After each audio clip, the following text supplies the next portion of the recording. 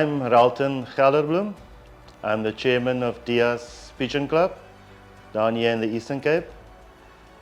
Just want to introduce my colleagues over here, of my members flying with me. This is Copper, it's our race secretary and vice chairman, and Saki over here is our club champ of last year. At this moment, we're like 16 members at our club. We fly like 330 pigeons per week.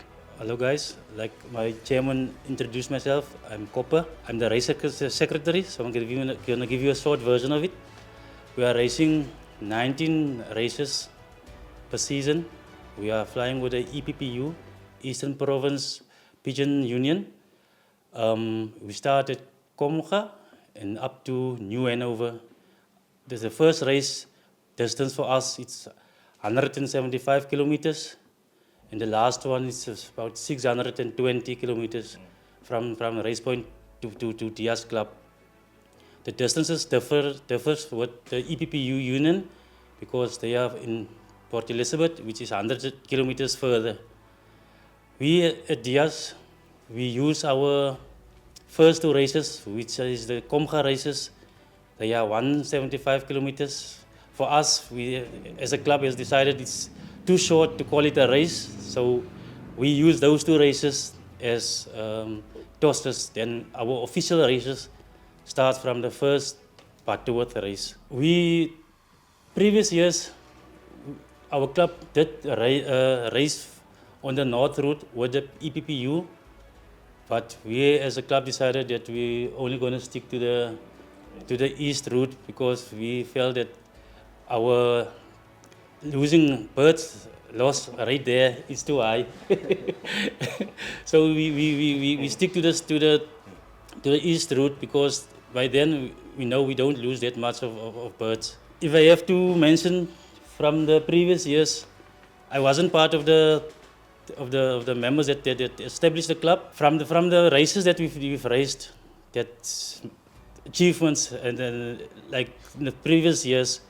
From what I've been told, because I wasn't there that time, but I know everyone was talking about it. When I joined the club, it's like we had a race, our club had a race previous years from Port Nolof, which was 1,000 kilometers, and that race was won by one of the establishers, Mr. Cas Foster, in our club against BHU and the EPP unions.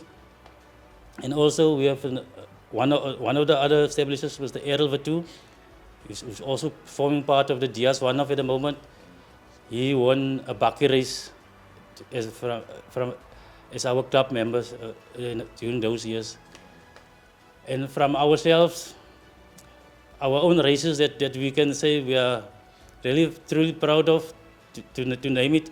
I mean, we were racing together with the BHU. I think we were racing for about 3 seasons with them. But during that season, me and Saki were still partners. We had a great union win against BHU union from Frey 8, which was about 760 kilometers. We won a union against them, and for the kilometer difference from us to East London, which falls under the BHU, it's about 120 to 140 kilometers, and we were fortunate to win that race. And another member that was part of the club that year was Mr. Peter Webster. That day he won the yearlings, and we won the NEH. But on the overall combined, we won the union. And on Peter, he's also a guy that was not his only union win as well. He did win some races before. Diaz Club is the only club locally, other than Port Alfred Club and Grahamstown Club, which is a bit far from our place. So we joined the Diaz Pigeon Club. Well, it started, like I said, in 2011. It's when we had our first official race. But it all started in 2010. It all started through Cas Foster and Boeta Pieterse. We were friends with Boeta Pieterse. He was also He was also working for Cas Foster at the time, so we would have always be together because we were friends. Then Cas will come and tell us stories about the pigeons. So he said to us one day, he wants us to get involved in pigeon racing. So we told him, no, we can't afford to raise pigeons. But he said to us, let's just go give it a test. You see, then he was telling us stories about the guys in Copies. I'm not sure from which area Copies is, where he said the guys would go out to release the pigeons together, but they will have only one clock at that place. So the birds will arrive at your loft, then you need to run from your house to a central point to where they kept the clock for you to go and run and clock. So we said to us, guys, let's try this and see how the interest will grow into the sport. So we started that thing with us. We used our community hall as a central point where we left a hand clock.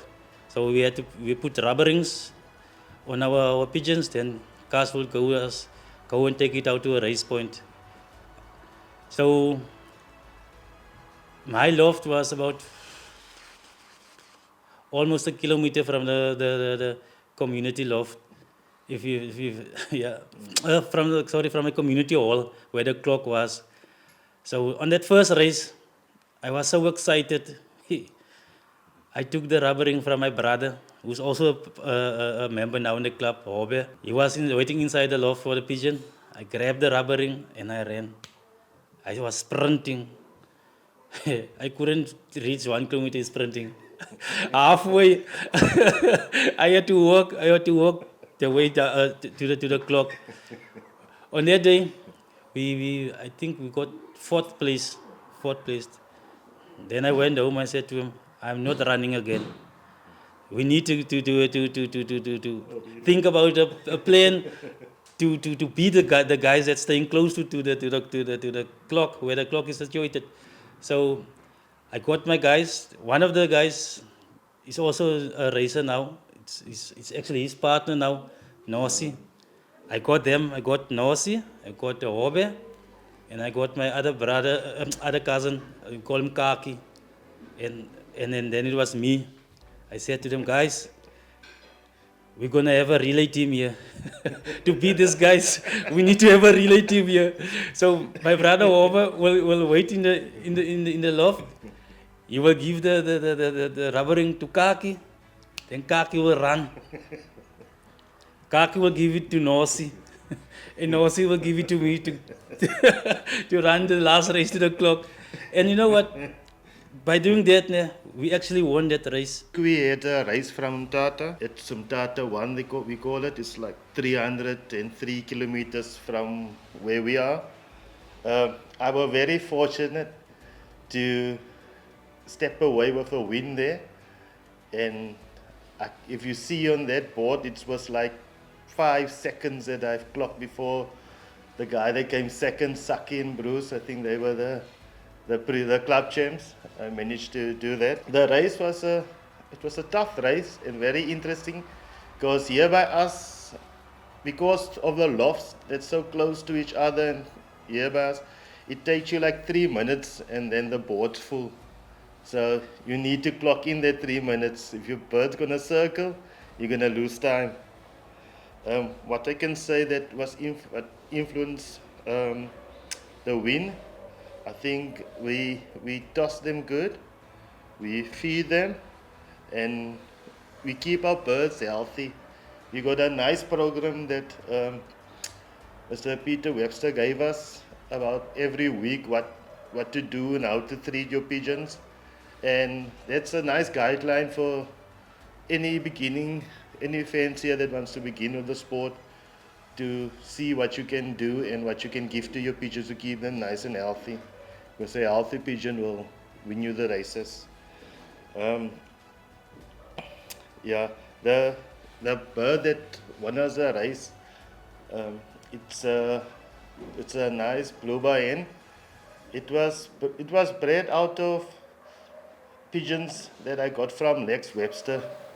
The cock was 043, flew here, Diaz one Loft, and the hen flew at Central Ocker in Bloemfontein, and I managed to pair those two up, and the results speak for itself. She flies very nice, and last year I was flying out of Alexandria. That's like 25 kilometers from where we are now, and I had a pair from her there, and she was the best bird in my loft. And this year I'm flying from Bushman's here in Cliffontein. I moved the loft closer to the club, and the results is I can see the results on race day, how the bird performed and how well she's flying for me. Very proud moments. Okay, I'm going to give you a bit of an insight of our basketing day. We basketing on Thursdays. We usually started at 5, but because of the challenges of the guys that's working, we moved it back to 6 o'clock in the afternoon. That's to accommodate all of us, because if you start earlier on, then you'll have a gap where you have to wait for the next few fanciers to arrive at the club. So we decided that let's move it back forward to 6 o'clock. So at least there's no waiting time on fanciers. So they will, as we are busy basketing, the guys will arrive. So we started with basketing at the current moment 260 birds.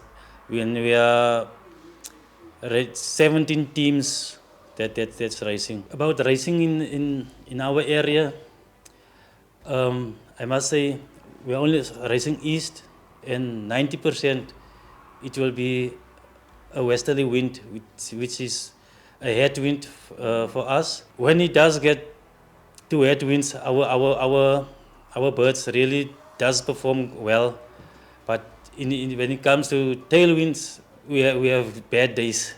So the birds our birds that we breed, it's for westerly headwinds. That's why some of us, and you'll see like former members that was here, they are all competing in one lofts now, especially the Diaz one loft, because they say this is the hardest loft.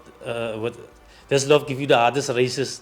So if you do win a race here at Diaz one loft, or if your bird performs well, you should be proud of that bird, because really it's tough here with us. And when it comes to the fit, our challenges that we have there is when it goes to Klokkelaan and those areas where we don't like that area, because it's got mountains, and there they say the birds split into two ways. They go both sides of the mountain. They say if you go this way, you'll clock good. If you go this way, you'll have overnight. So if you go to that kind of places for race point, you're praying that your bird must go on the right side of the mountain, so you can have a good day clocking here. And the influence that the pigeon sport has on our community, what we did to attract the community's interest, we go out.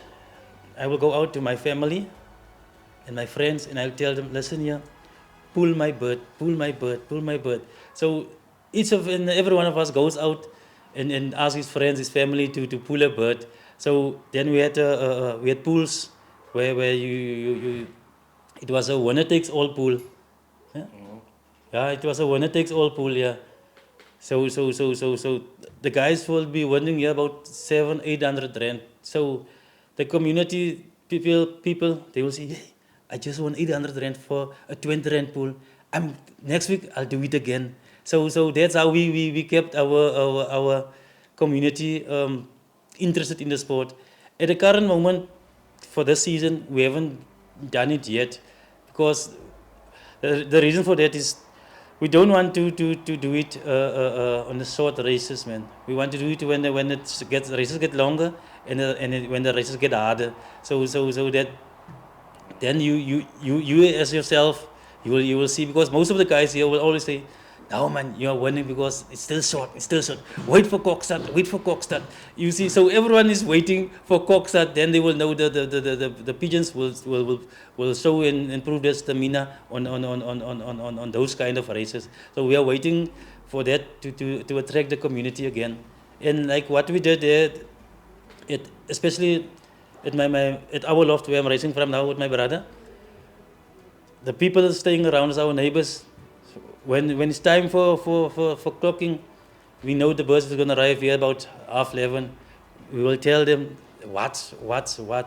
And they will, if they see a bird drops at the loft, they will shout and they get excited. They get excited, but we always tell them, don't get too much excited because that bird needs to go into the loft first because it's a trapping contest. Your excitement cannot ruin my race, and you are the ones going to lose money at the end of the day because if you pull that pigeon and it doesn't go into the loft, you're going to lose the full money that you could have won. So that's what we are doing. And Yeah, one of our visions in the club is we would like to extend our club to get more members in and also to get the community and the guys in surrounding businesses more involved into our club. And I think for the sport of pigeons, we need, as a club, we would like to grow it more. And the more members we can get into the sport and encourage people to come to our club and come and support us and come and let's build the club and the pigeons more and more here down in the Eastern Cape. Thank you.